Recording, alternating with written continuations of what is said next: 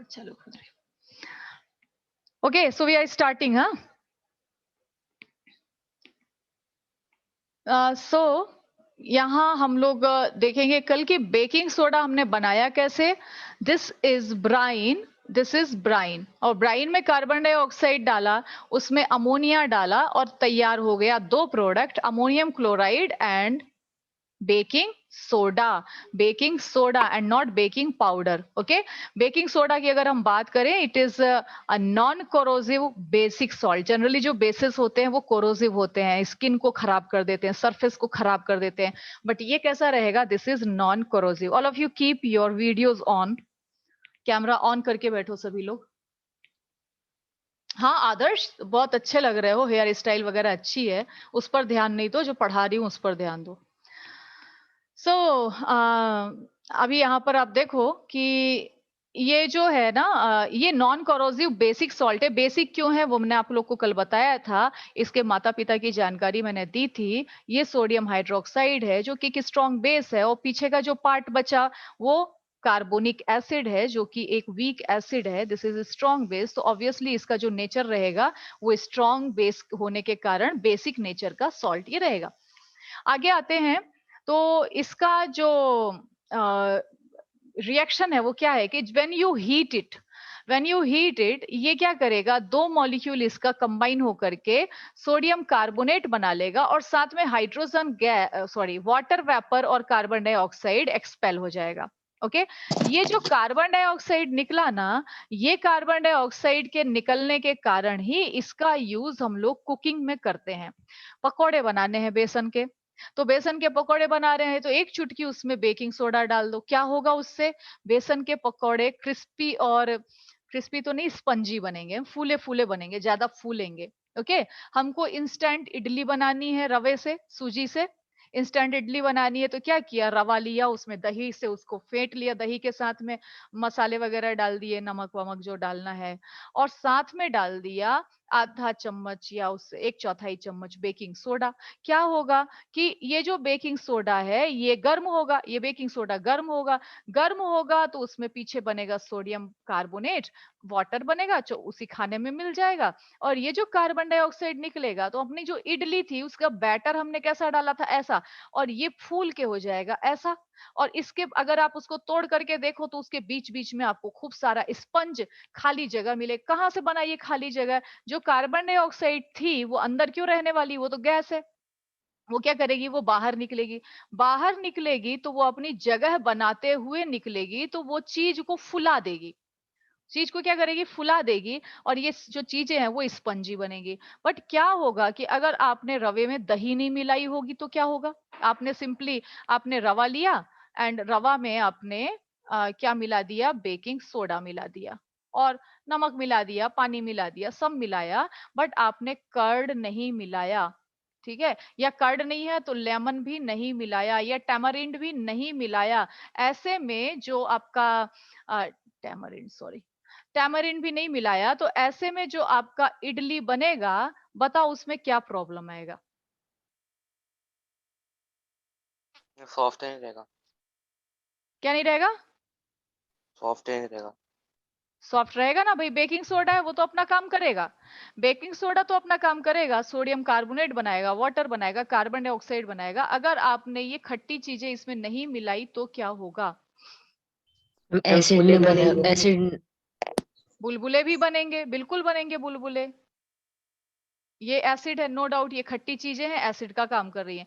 ये एसिड अगर आपने नहीं मिलाया तो उस पर क्या असर आएगा, उसका असर ये आएगा, ये फूलेगा तो बहुत बढ़िया, लेकिन कैसा रहेगा, इस सोडियम कार्बोनेट के बनने के कारण, सोडियम कार्बोनेट एक बेसिक सॉल्ट है जिसका टेस्ट रहेगा बिटर, आपका इडली कैसा हो जाएगा, बिटर टेस्ट का हो जाएगा। ओके, तो अगर आप बेकिंग सोडा डाल रहे हैं तो आपको उसके साथ में कोई एसिड, एडिबल एसिड डालना जरूरी होता है, और इसी कमी को कौन पूरा कर देता है, बेकिंग पाउडर। बेकिंग पाउडर क्या कर रहा है कि baking powder is a mixture of baking soda and sodium and mild edible acid. Mild यानी धीमा, माइल्ड यानी धीमा, एडिबल यानी खाने लायक, विच कैन बी ईटन। जो कि ईट खाने लायक है। तो माइल्ड एडिबल एसिड आप मिलाओगे उसमें, जैसे कि टार्टरिक एसिड, तो tartaric acid and baking soda का जो मिक्सचर है वो बेकिंग पाउडर है। So this is the difference. अगर आप अब किसी चीज में बेकिंग पाउडर डाल रहे हो तो फिर आपको कोई खट्टी चीज डालने की जरूरत नहीं है। जैसे कि आपने केक बनाना, अब केक बनाना है तो भी आपको उसमें थोड़ी ना आप इमली और लेमन डालने जाओगे। आप क्या करोगे, उसमें अपना बैटर डालोगे, जो आपने घोल बनाया है वो डालोगे और आप रख दोगे उसको पकने के लिए। और आपने उसमें शक्कर डाल रखी है, क्रीम डाल रखी है, जो कुछ भी डालते होंगे। तो यहाँ पर आप अगर बेकिंग सोडा सिर्फ डालते हैं तो केक पूरा कड़वा बनेगा। लेकिन अगर आप बेकिंग पाउडर की यूज करते हैं तो जो पीछे सोडियम कार्बोनेट बना, ये जो बेसिक सॉल्ट है जिसका बिटर टेस्ट है, ये टार्टरिक एसिड मिल करके इसको न्यूट्रलाइज कर देगा। क्या कर देगा? इसको न्यूट्रलाइज कर देगा। तो ये जो बेसिक सॉल्ट है वो एसिड के खट्टेपन को न्यूट्रलाइज करेगा और टार्टरिक एसिड उसके बिटर टेस्ट को न्यूट्रलाइज करेगा और आपका केक बनेगा yummy, tasty, sweet. Okay, yes ma'am. तो Yes, ये ma'am. क्वेश्चन आता है, what is the role of tartaric acid in baking powder, what is difference between baking powder and baking soda, what if you use baking soda instead of baking powder in cake. ये ऐसे question आते हैं। So this I think you can write it down. Okay, यहाँ पर baking soda लिया, ये tartaric acid ले लिया, टार्टरिक एसिड नहीं है, चलो अब हमको केक बनाना है और हमारे घर पे हमने बेकिंग पाउडर नहीं है हमारे पास में, तो आप क्या करो, ज्यादा खट्टा दही ना हो, ऐसा फ्रेश दही ले लो जो ज्यादा खट्टा नहीं रहता है, तो भी वो टेस्ट को मेंटेन कर देगा। अदरवाइज अकेला बेकिंग सोडा उसको क्या करेगा, बिटर बना देगा। फूलेगा तो टेस्ट केक, लेकिन टेस्ट उसका बेकार हो जाएगा। तो यहाँ पर कार्बन डाइऑक्साइड निकलेगा, कार्बन डाइऑक्साइड से वो स्पंजी बनेगा। ठीक है, वाटर रहेगा तो रहे, कोई प्रॉब्लम नहीं है। और जो सोडियम सॉल्ट ऑफ एसिड है ये कैसा रहेगा, न्यूट्रल टेस्ट का रहेगा, टेस्टलेस रहेगा, जिसके कारण आपके टेस्ट जो है ओरिजिनल टेस्ट खराब नहीं होगा।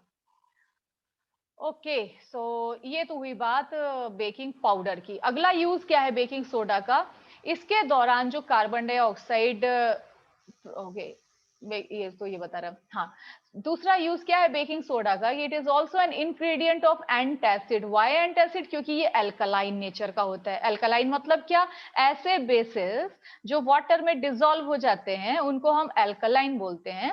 और ये जो बेकिंग सोडा है ये अल्कलाइन नेचर का होता है।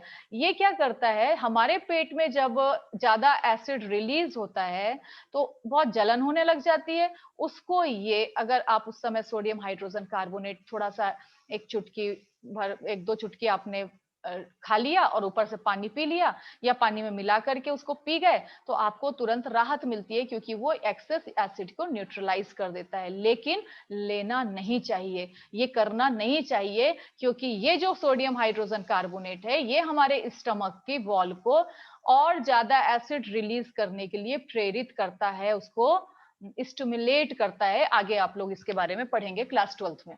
ओके, अगला है, it is also use in soda acid fire extinguisher. यहाँ पर एक वर्ड आया एंटासिड। एंटासिड मतलब क्या, जो एसिडिटी को क्योर करने के लिए दवाइयां होती हैं उनको हम एंटासिड बोलते हैं, क्योंकि वो एसिड की एंटी यानी कि बेसिक नेचर की होती हैं। ठीक है, ओके, आगे आता है, it is also use in soda acid fire extinguisher.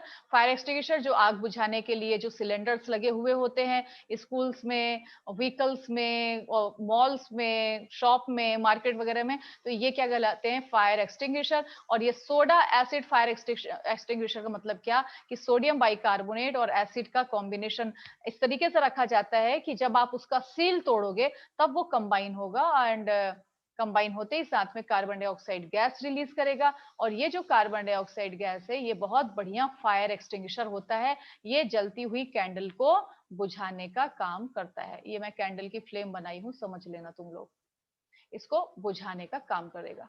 Okay, आगे आते हैं, अगला है वॉशिंग सोडा। क्वेश्चन आता है वॉशिंग सोडा बना कैसे। ऊपर हमने एक स्टेप देखा था ये सोडियम कार्बोनेट बनाने का। क्या हुआ यहाँ पर कि सोडियम हाइड्रोजन कार्बोनेट को जब आप हीट करोगे, ये इस प्रोसेस से आपने सोडियम हाइड्रोजन कार्बोनेट बनाया, इस प्रोसेस से, ये रहा ये प्रोसेस। ओके, ये बन गया सोडियम हाइड्रोजन कार्बोनेट। इस सोडियम हाइड्रोजन कार्बोनेट से, इससे आपने बनाया सोडियम हाइड्रोजन कार्बोनेट, इससे आपने बना दिया वॉशिंग सोडा।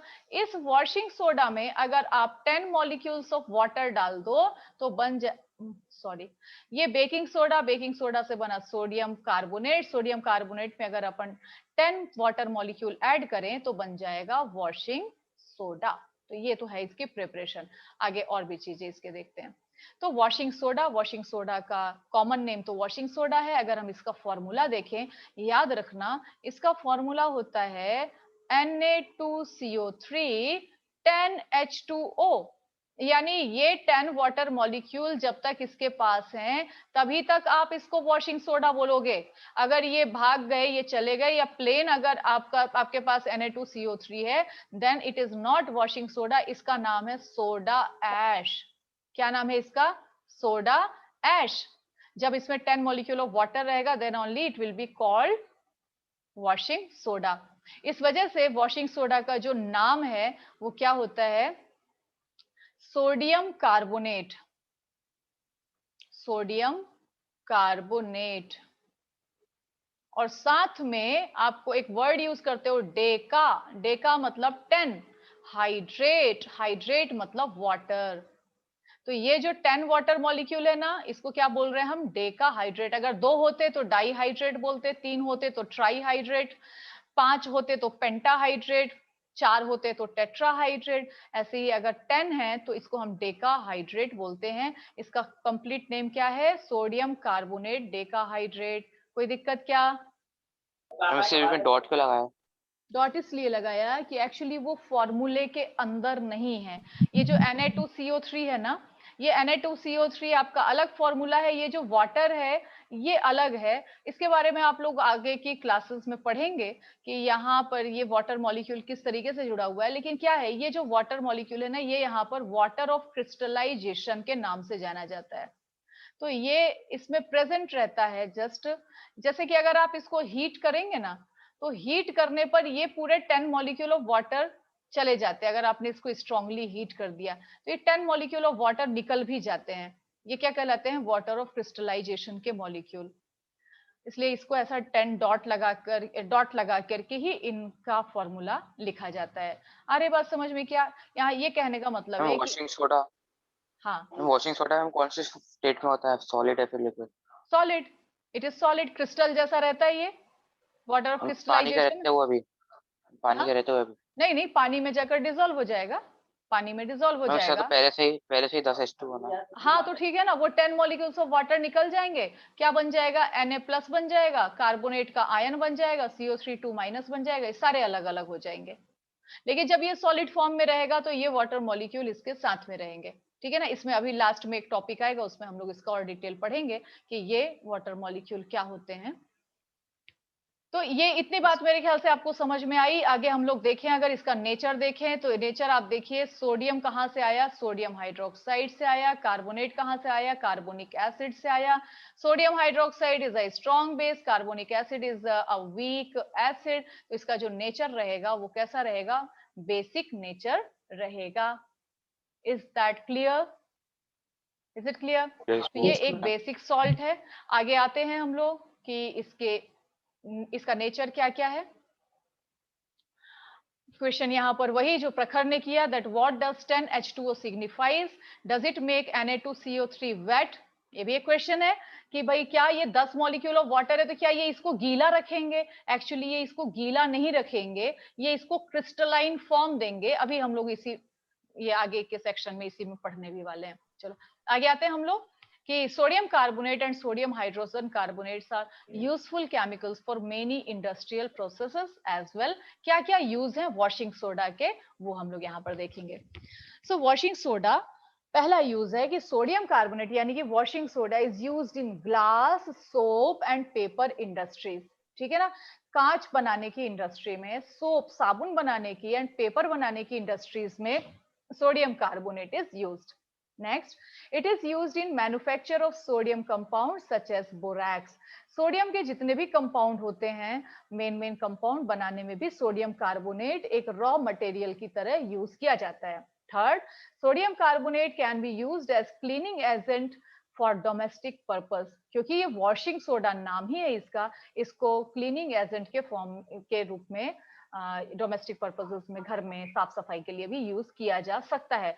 एंड यस प्रखर। मैम बोरेक्स क्या होता है? बोरैक्स आप लोगों ने सुना होगा, सुहागा, सोने पे सुहागा हो गया, क्या बोलते हैं ना, सोने पे सुहागा हो गया। ये जो सुहागा है इसी को इंग्लिश में बोलते हैं बोरैक्स। ठीक है, ये ऐसा क्रिस्टल जैसा रहता है, छोटा छोटा क्रिस्टल जैसा, और अगर आप इसको फ्लेम के ऊपर गर्म कीजिए तो ये ना एकदम से फूलता है, खूब फूलेगा, जैसे पॉपकॉर्न फूल जाता है ना, ऐसा बिल्कुल स्पंजी फूल जाएगा। और फिर भी अगर आप इसको गर्म करते रहिए तो ये धीरे धीरे मेल्ट हो जाएगा, और मेल्ट होने के बाद में जब ये ठंडा होगा तो बिल्कुल कांच की मोती की तरह, क्रिस्टल, ऐसा क्रिस्टलाइन मोती जैसा इसका रूप हो जाएगा। अगर मान लीजिए आपने इसमें कोई पर्टिकुलर सॉल्ट लगा दिया, जैसे कि अगर आपने इस पे क्रोमियम का सॉल्ट लगाया, तो आई थिंक, मुझे अच्छे से याद नहीं आ रहा है, क्रोमियम का जो सॉल्ट है अगर आपने इसको लगाया तो ये ग्रीन कलर का मोती बना लेगा। ऐसे ही कोई दूसरा सॉल्ट लगाया, ये पर्पल कलर का मोती बना लेगा, रेड मोती बना लेगा। मुझे ऐसा लगता है ये जो सोने पे सुहागा वाला जो मुहावरा है, ये हम लोगों तो कब से सुनते हुए आ रहे हैं, यानी हमारे यहाँ के जो ज्वेलर्स हुआ करते थे, ये बोरैक्स का यूज ज्वेलरी आइटम बनाने के लिए करते थे, सोने के साथ में इन बीड्स का इस्तेमाल करते थे, उसी को बोलते थे सोने पे सुहागा, कि भाई सोने की ज्वेलरी तो अच्छी है, लेकिन अगर उसके साथ में सुहागा यानी कि बोरैक्स की बीड हो जाए, मोतियां हो जाए, तो उसकी सुंदरता और बढ़ जाएगी, है ना। सोने पे सुहागा मतलब क्या, पहले ही अच्छा था और अच्छा हो गया, तो ये सुहागा यानी बोरैक्स वही है। और इसका इस्तेमाल 11th क्लास में, 12th क्लास में आप लोगों का प्रैक्टिकल होता है, उसमें किया जाता है, किसी कंपाउंड में कौन सा सॉल्ट है, कौन सा मेटल प्रेजेंट है, कौन सा मेटल आयन प्रेजेंट है, उसका पता लगाने के लिए इसका यूज किया जाता है। उसको बोरैक्स बीड टेस्ट के नाम से जाना जाता है। आगे पढ़ोगे आप लोग, आगे आते मैंने हैं। एक बार मैम कचरे की गाड़ी पे देखा था, क्या बोरैक्स? बोरेक्स लिखा हुआ था कहीं पे। Yes ma'am. कचरे की गाड़ी पे बोरैक्स का तो कोई काम नहीं है, वो पर कई बार लोग पीछे से जो सिलेंडर रहता है ना उसका, नहीं, कोई वो उधर पे तीन तो तीन कोई रोल पहले हम सिलेंडर आता था पीछे लगा हुआ।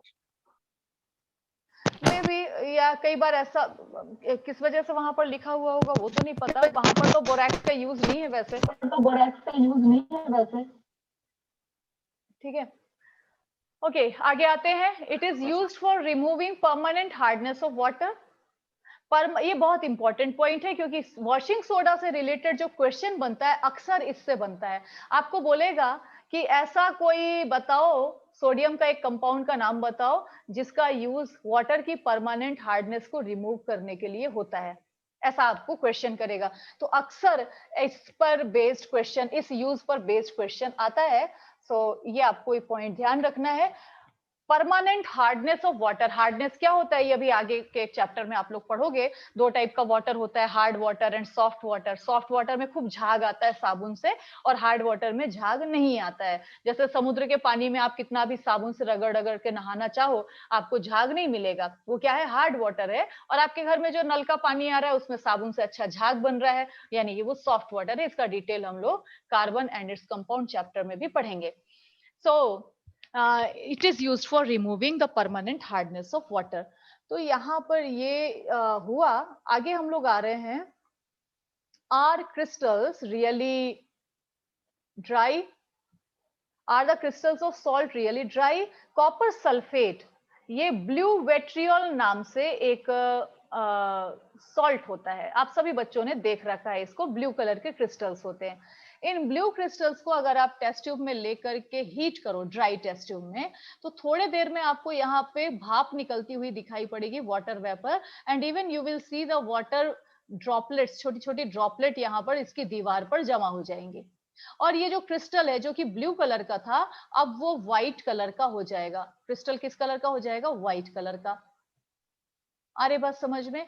रिएक्शन क्या हो रही है यहाँ पर कि कॉपर सल्फेट जो था क्रिस्टल, ब्लू कलर का क्रिस्टल, उसके पास थे 5 वाटर ऑफ क्रिस्टलाइजेशन के मॉलिक्यूल। जब आपने उसको गर्म कर दिया तो इसके पास बचा सिर्फ एक वाटर का मॉलिक्यूल। ठीक है ना, क्योंकि इस वाटर मॉलिक्यूल की कॉपर के साथ में बॉन्डिंग है, इस वजह से आप इसको अलग नहीं कर पाए। अदरवाइज आपने ये बाकी के 4 वाटर मॉलिक्यूल को अलग कर दिया। यही 4 वाटर मॉलिक्यूल आपको यहाँ ड्रॉपलेट्स के फॉर्म में दिख रहे हैं। और जो कलर था 5 वाटर मॉलिक्यूल्स के कारण जो इसका कलर ब्लू था, अब वो कैसा हो गया, व्हाइट हो गया। ओके, तो ये जो वाटर जो क्रिस्टल्स हमको दिखाई पड़ते हैं, ये होते तो बिल्कुल ड्राई हैं, बट एक्चुअली उनके अंदर क्या भरा हुआ होता है, वाटर मॉलिक्यूल भरा हुआ रहता है। एक और बात, ये जो इसका क्रिस्टल है ना, जो कि ब्लू कलर का रहेगा, ये ब्लू कलर का क्रिस्टल इस प्रकार का रहेगा। तो ये जो ब्लू क्रिस्टल है, ये कैसा रहेगा, क्रिस्टलाइन फॉर्म में रहेगा। कैसा, क्रिस्टलाइन का मतलब क्या होता है, क्रिस्टलाइन का मतलब होता है कि हाँ, ऐसा क्रिस्टल जैसे शक्कर के दाने जैसा, है ना, शक्कर के दाने कैसे, नमक, शक्कर, ये सब क्रिस्टलाइन स्ट्रक्चर होता है। लेकिन जब आप इसको गर्म करोगे और ये व्हाइट हो जाएगा ना, उस समय में ऐसा भुरभुरा सा हो जाएगा, जैसे मिट्टी कैसी होती है भुरभुरी, वैसा हो जाएगा। तो ये जो वाटर मॉलिक्यूल्स हैं, ये एक्चुअली इसको क्रिस्टलाइन स्ट्रक्चर प्रोवाइड करते हैं। ठीक है, आगे यहाँ पर देखो, copper sulphate crystal which seems to be dry contain water of crystallization. When we heat crystals, this water is removed and the salt turn white. If you moisten the crystal again, अगर मान लीजिए आपने वापस इसमें थोड़ा सा पानी डाल दिया, क्या होगा, ये वापस ब्लू हो जाएंगे, यानी ये वापस उस वाटर मॉलिक्यूल को, क्रिस्टलाइजेशन वाले मॉलिक्यूल को एब्सॉर्ब कर लेंगे। Water of crystallization is the, अब यहाँ पर आप इसकी डेफिनेशन भी देखो कि क्या होता है water of crystallization. It is the fixed number of water molecule which is present in one formula unit of the salt. One formula unit मतलब क्या हो रहा है, इस सॉल्ट का फॉर्मूला क्या है, CuSO4। एक फॉर्मूला यूनिट के साथ में कितने वाटर के मॉलिक्यूल प्रेजेंट हैं, वही है वाटर ऑफ क्रिस्टलाइजेशन। और भी कुछ एग्जांपल्स हैं, जैसे कि हम यहाँ पर ले जिप्सम, ये क्या है, जिप्सम। ओके, जिप्सम का फॉर्मूला क्या होता है, calcium sulphate and 2 molecules of water.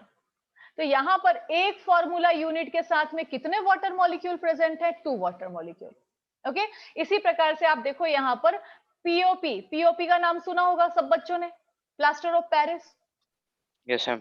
Yes, तो ma'am. पीओपी को आप देखो, यहाँ पर आप देखोगे कि यहाँ पर 1.5 वाटर मॉलिक्यूल लिखा हुआ है। कहने का मतलब ये है, एक फॉर्मूला यूनिट के ऊपर कितने वाटर मॉलिक्यूल हैं, हाफ। अब वाटर के मॉलिक्यूल को कोई आधा कर नहीं सकता है, जस्ट यहाँ पर एक फॉर्मूला यूनिट के रेफरेंस में कितने वाटर मॉलिक्यूल है वो लिखा हुआ है। कहने का मतलब ये, यहाँ पर 2 कैल्शियम सल्फेट के बीच में, 2 कैल्शियम सल्फेट मॉलिक्यूल के बीच में कितना वाटर मॉलिक्यूल मिलेगा हमको, 1 वाटर मॉलिक्यूल मिलेगा। इसलिए एक के ऊपर हमने क्या लिख दिया कि आधा मिलेगा। Is that clear, this is what POP. So last ये भी हम लोग देख लें। तो मेरे ख्याल से वाटर ऑफ क्रिस्टलाइजेशन आपको समझ में आया। It is the fixed molecules, fixed number of molecules of water which is present with one formula unit of a salt. Is that clear? And Yes, it ma'am. gives it a crystalline look.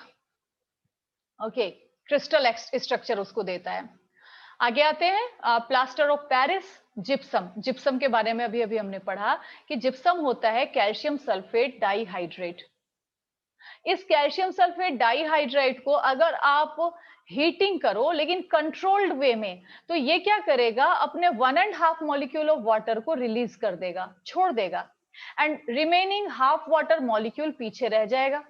तो calcium sulphate and half molecule of water, इसका नाम हो जाएगा calcium sulphate hemihydrate. Hemy का मतलब क्या होता है, हाफ। हेमीस्फीयर पढ़ा है ना आपने, हेमीस्फीयर, एक स्फीयर का आधा क्या बोलते हैं, हेमिस्फीयर। हेमी का मतलब होता है आधा। तो हेमीहाइड्रेट यहाँ पर टर्म आएगा, इसको कॉमन नेम क्या बोला जाता है, प्लास्टर ऑफ पेरिस। ओके, आगे आते हैं, प्लास्टर ऑफ पेरिस का यूज क्या है, या इसका ये नाम क्यों पड़ा। तो इसका सबसे पहले इस्तेमाल होता था प्लास्टरिंग में। प्लास्टरिंग का मतलब क्या, बोन फ्रैक्चर हो जाता था, तो बोन फ्रैक्चर में बोन को सही पोजीशन पर रख करके उसके चारों तरफ पट्टी बांध दी जाती थी, और उसके ऊपर ये प्लास्टर ऑफ पेरिस का घोल बना करके उसको लपेट दिया जाता था अच्छे से, और थोड़ी ही देर में जो प्लास्टर ऑफ पेरिस होता था वो जिप्सम में कन्वर्ट होकर के बिल्कुल हार्ड सॉलिड मास बन जाता था। तो वो जो बोन्स जहां हैं वहीं की वहीं फिक्स रहेंगी, वो हिलेंगी डुलेंगी नहीं, तो जल्दी वो ज्वाइन हो जाएंगे, रिकवर हो जाएंगे। ठीक है। हो क्या रहा है यहाँ पर, जब इस प्लास्टर ऑफ पेरिस में आपने अप्रोप्रिएट अमाउंट ऑफ वाटर डाला, ऐसा नहीं आपने प्लास्टर ऑफ पेरिस यूज किया होगा, अगर आप उसका पाउडर लो और ढेर सारा पानी डाल दो तो कोई जिप्सम नहीं बनने वाला, हार्ड मास नहीं बनेगा, वो नहीं जमेगा। तो आपको लिमिटेड अमाउंट ऑफ वाटर ही डालना पड़ेगा। जब आपने ये लिमिटेड अमाउंट ऑफ वाटर डाला तो आपको मिल जाएगा थोड़ी देर में ये जम करके बिल्कुल हार्ड मास बन जाएगा, जिसका नाम है जिप्सम। कहां कहां पर यूज होता है, तो इसका यूज होता है लाइक प्लास्टरिंग में तो होता ही है, बोन्स वगैरह की, है ना। ये देखो fractured bone, plaster for supporting fractured bone in right position. And दूसरा इसका यूज क्या होता है, टॉयज बनाने में, material for decorative item and making surface smooth. आजकल हर घर में पुट्टी वर्क होता है। पुट्टी मतलब क्या, यही प्लास्टर ऑफ पेरिस को ही उसको सरफेसिंग करने, सरफेसिंग मतलब क्या, स्मूथ करने के लिए सरफेस को इस्तेमाल किया जाता है। और try to find out why calcium sulphate hemihydrate is called plaster of Paris. तो पेरिस में पाई जाने वाली एक रॉक से मिलता जुलता इसका टेक्सचर स्ट्रक्चर था, और सबसे पहले इसको प्लास्टरिंग में यूज किया गया, इस वजह से इसको प्लास्टर ऑफ पेरिस के नाम से जाना जाता है। Now is it all clear to you, सबको ये चीजें समझ में आई जो अपन लोगों ने बात की।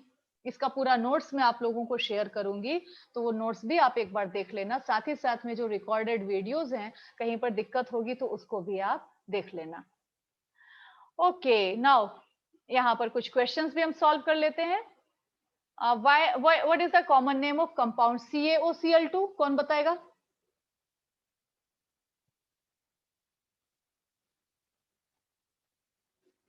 Bleaching powder. कॉमन नेम क्या है इसका? Bleaching powder. और केमिकल नेम क्या है? केमिकल नेम है calcium oxychloride. Okay, next, name the substance which on treatment with chlorine yield bleaching powder. किस सब्सटेंस को क्लोरीन के साथ ट्रीट करो तो ब्लीचिंग पाउडर बनता है? Dry slaked lime. क्या नाम है उसका? Dry slaked lime. Everything is given in your book, and the substance formula is calcium hydroxide. Dry slaked lime. Okay, okay. अब next है, name the sodium compound which is used for softening hard water.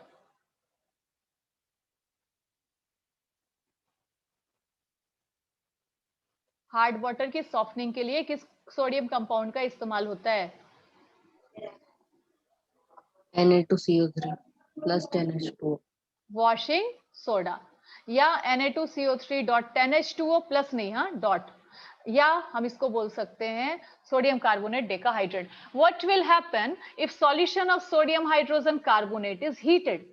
What happens? It changes into sodium carbonate and releases water molecule and releases carbon dioxide. Give an equation for the reaction involved that you can write. Write an equation to show the reaction between plaster of Paris and water. That also we have seen CaSO4 dot half H2O, ये हुआ आपका plaster of Paris. इसमें 1.5 molecules of water को add कीजिए and gypsum बन जाएगा, ये बन जाएगा gypsum. Yes CaSO4 dot 2H2O। Okay, तो ये इस टाइप के क्वेश्चंस पूछे जाते हैं जनरली एग्जाम में भी। नेक्स्ट है क्वेश्चन आंसर देख लेते हैं हम लोग।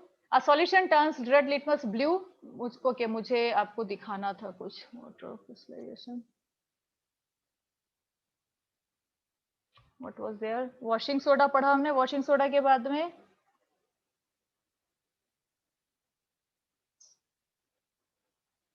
Crystallization of water.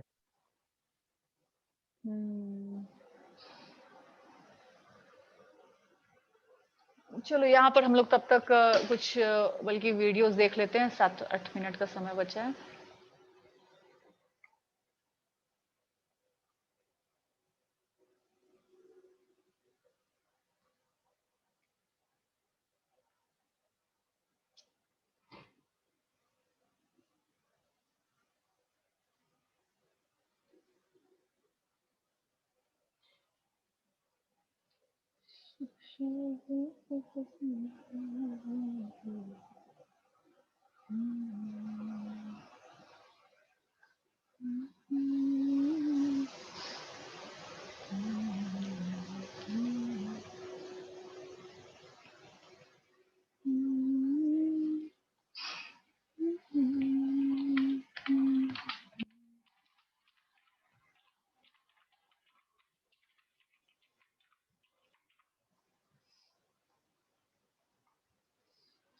Water crystallisation के एक्सपेरिमेंट देखते हैं हम लोग, जैसे ये वाला एक एक्सपेरिमेंट देख लेते हैं।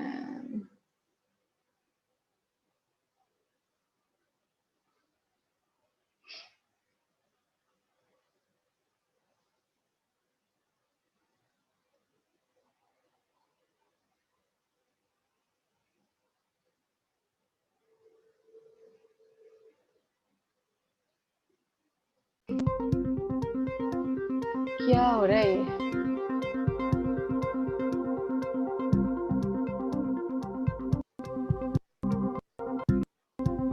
ओके, ये लिया कॉपर सल्फेट,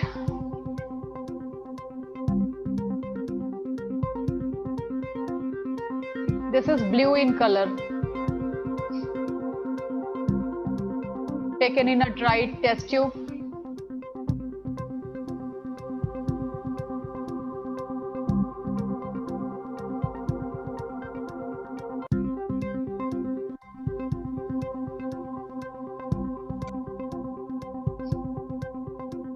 मेरे बहुत धीरे धीरे काम करता है बंदा ये तो सच में। अभी तक स्पिरिट लैंप ही नहीं जलाया।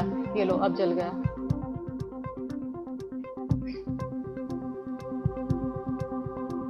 हीट किया। ऑब्जर्व, हाँ, व्हाट इज गोइंग ऑन, ध्यान से देखना। देख रहे हो वेपर्स ऊपर दिख रहे हैं आपको? Yes, ma'am. And the crystals ma'am. are getting whitened. See, crystals are whitening. They are losing their Yes, blue ma'am. color. And see the water vapors, droplets. And now it has completely lost its blue color and has become white.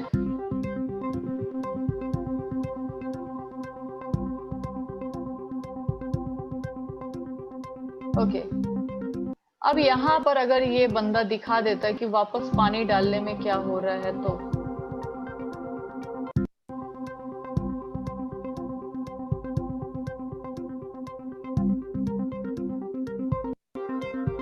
After 10 minutes beaker filled with water, थोड़ा सा पानी डाला, देखो क्या हो रहा है।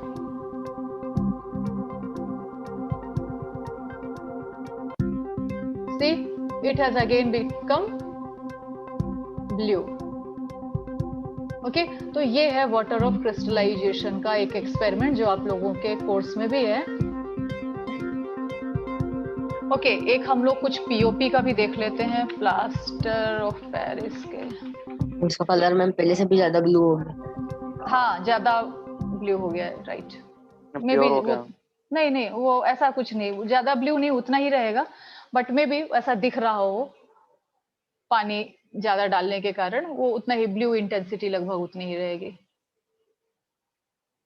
Plaster of Paris के experiment, how to mix plaster of Paris, reaction, fission properties. चलो, अब ये चीजें तो खैर तुम लोगों को पता भी होंगी। चलो, अच्छा, how to mix plaster of Paris.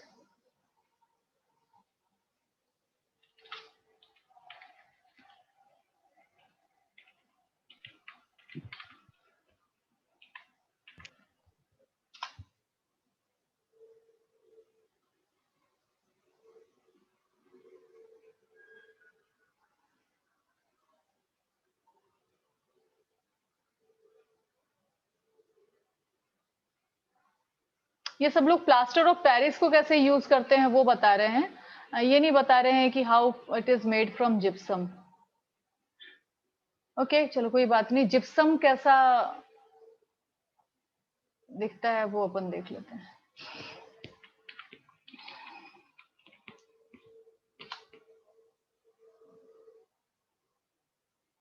This is gypsum, na?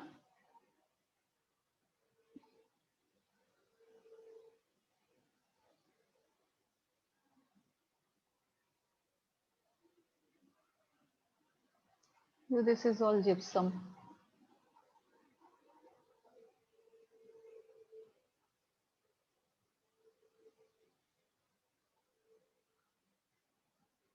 ये जिप्सम है समझो, और इसको हीट किया तो it will loss it's 1.5 molecule of water and will change into plaster of Paris.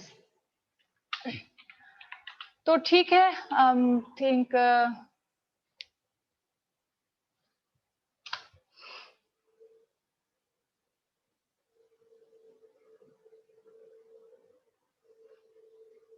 Okay ठीक है, इसमें अब ऐसा कुछ खास नहीं दे रहा है. ओके, तो I think now this is clear to you. ये चैप्टर हो गया. आज कुछ क्वेश्चंस मैं दूंगी, उसको आप लोग सॉल्व करना. Okay, Hariom. Hariom ma'am. Hariom. Hariom. Ma'am Hariom.